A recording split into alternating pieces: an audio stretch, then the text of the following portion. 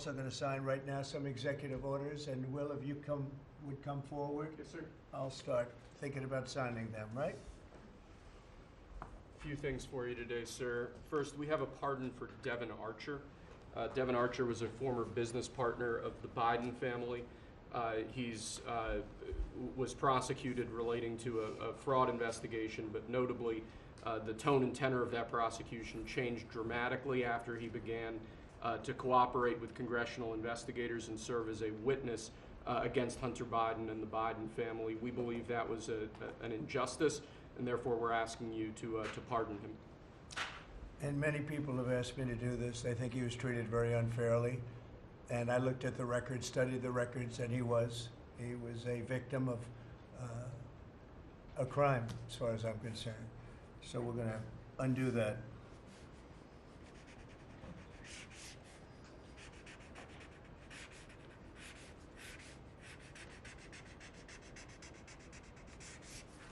All right. That's Devin Archer. Congratulations, Devin. Next, sir, we have a presidential memorandum for your attention.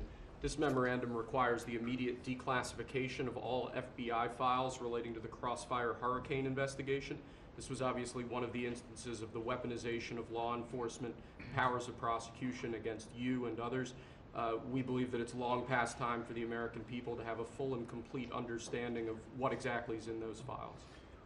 Which gives the media the right to go in and check it. You probably won't bother because you're not going to like what you see. But this was total weaponization. It's a disgrace. Should never happen in this country. But now you'll be able to see for yourselves, all declassified. Is that correct? Would Yes, you sir. say?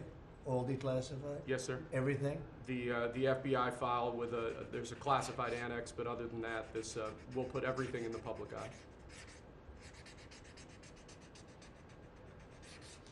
Is anybody going to look? Huh? What about you? You going to look?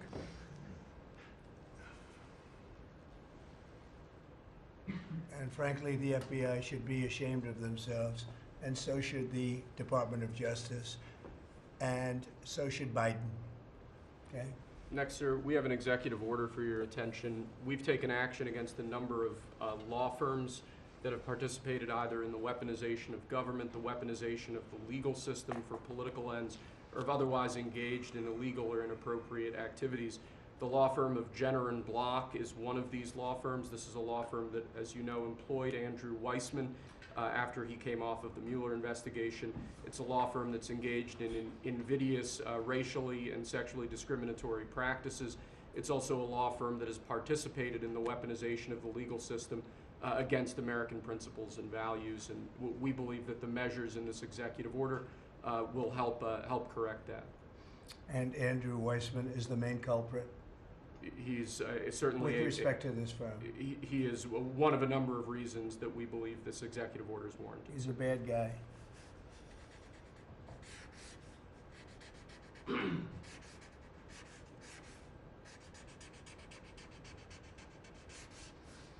Okay.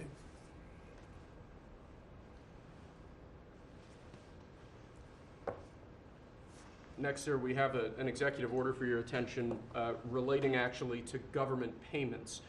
Historically, checks issued by the Treasury are, I believe, 14 times more likely to become the subject of fraud than electronic transfer payments.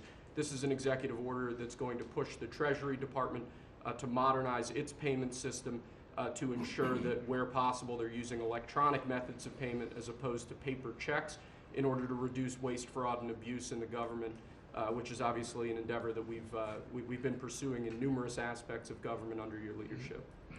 It's basically modernization of equipment and methods, and it's something that really I think he's going to be a great Secretary of the Treasury wanted, Scott, and so we're doing this, and we have other modernization programs going on. We could let somebody else, whoever's next, whoever that may be, do it, but it's something that should have been done 25, 30 years ago.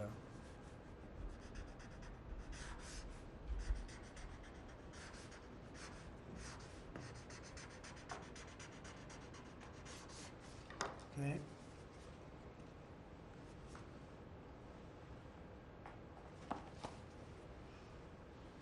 Along similar lines, sir, this is an executive order. We're calling it Protecting America's Bank Account. The basic idea here is that instead of having lots of different departments and agencies and offices issuing payment, often without justification, often without any provided rationale, we're going to be centraling payment processes where possible in the Department of the Treasury and ensuring that measures are taken in Treasury against waste, fraud, and abuse to ensure that money that's leaving the public treasury is as protected as it possibly can be. All right, good.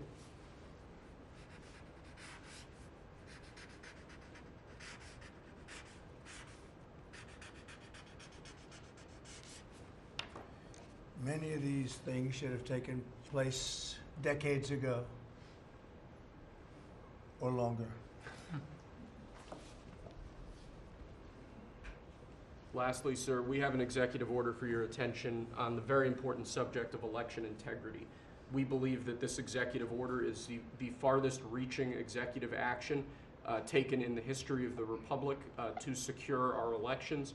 Among numerous other aspects of this executive order, this is going to cut down on illegal immigrants on the voter rolls, ensure that the Department of Homeland Security and the data that they have available is being fully weaponized to ensure that illegal immigrants aren't voting.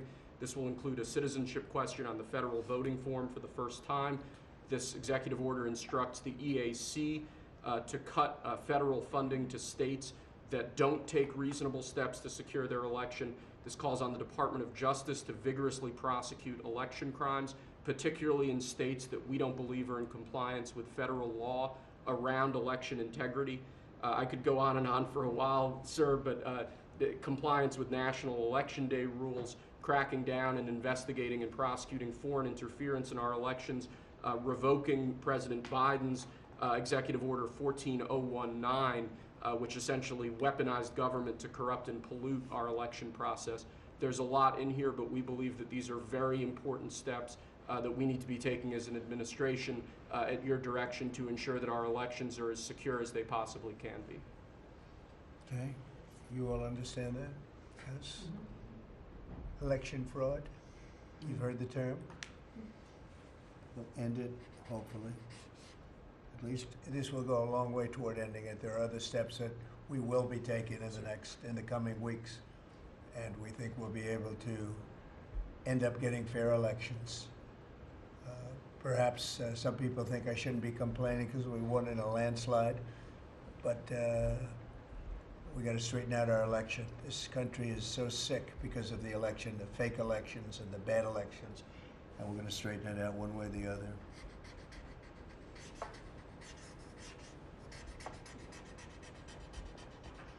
And it's an honor to sign this one. To sign all of them, but to sign this one is a great honor.